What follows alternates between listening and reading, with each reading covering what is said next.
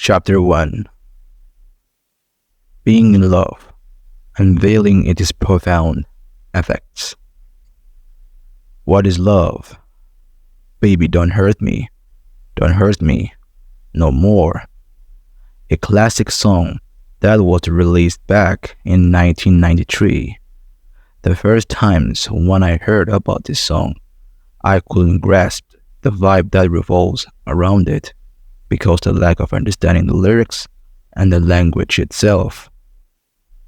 Many years had gone by, and I still remember those vividly times when I used to hear the song constantly on social media. I started once again to listen to the song to finally understand what it actually is. I was fully immersed with it, and I couldn't stop listening to it. The question is, why I was fully immersed with the song? It's not the vibe that it has. It is the heavy melancholy that the lyrics holds dearly to it. 19th and 80s songs had such more impact on the old era, and I fairly understand what that nature was like back then. But the one that had the most significant impact was no other than Jay himself. Jay understood the song way too much clearly, and I was keenly miserable with him. He cried when he listened to the song as soon as I was not done from it. I tried to commiserate with, but he wiped his tears and told me one of the most saddest stories ever happened to him. It was about a girl he liked very deeply, and she still resonates with him in his mournful heart. Jay said that the love is a killer to people's emotions and soul. He said, quote, "Love is a double-edged sword. It can heal the wound or sink in even deeper." I was totally astonished about what he had shared with me, and I couldn't imagine how hard it's gonna be if it happened to me also. Love blinds you and makes you a brainless walking flesh with bones attached to it. They can't seem to fix and solve things much more easier than before. They can't find themselves when they are preoccupied with love. So they don't incline to sit down and process it through. Jay told me that if you process and study how love operates, you will grow firmly and strong. Yet, it has its own fires and its own agenda. It can make you grow spiritually and mentally. He has also stated that if you knowingly dive even deeper into love, you will keep on igniting your soul and understand everything through. The more you dwell, the more you grow. And he also had informed me that the process is not an easy thing to approach. Many people fail to focus on the beauty unfolding around their lives. This sense of cluelessness leaves them disconnected from the emotions that reside deep within their hearts. On January 11th, 2021, Jay and the woman he cherished shared an exchange of arguments which led him to sever their bond.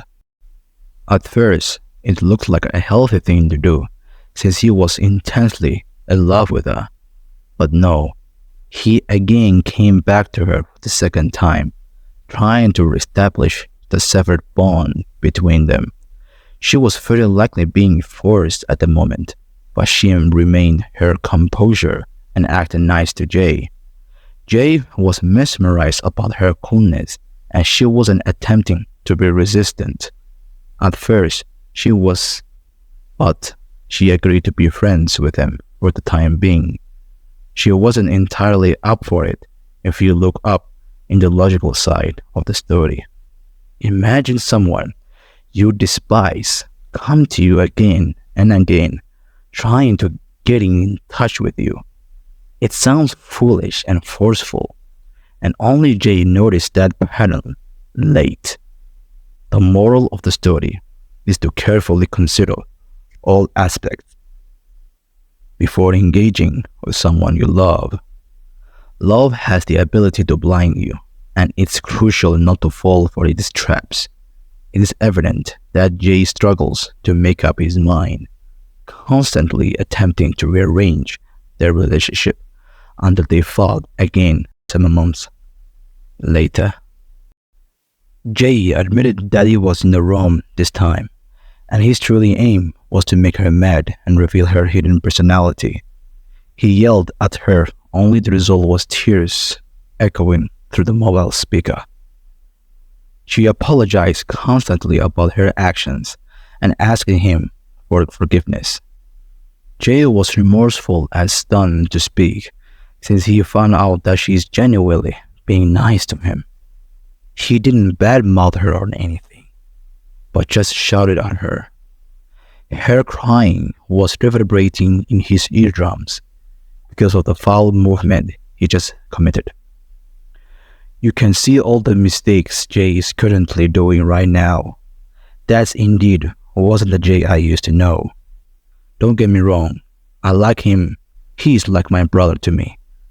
But seeing him feeling this way was truly heartbreaking.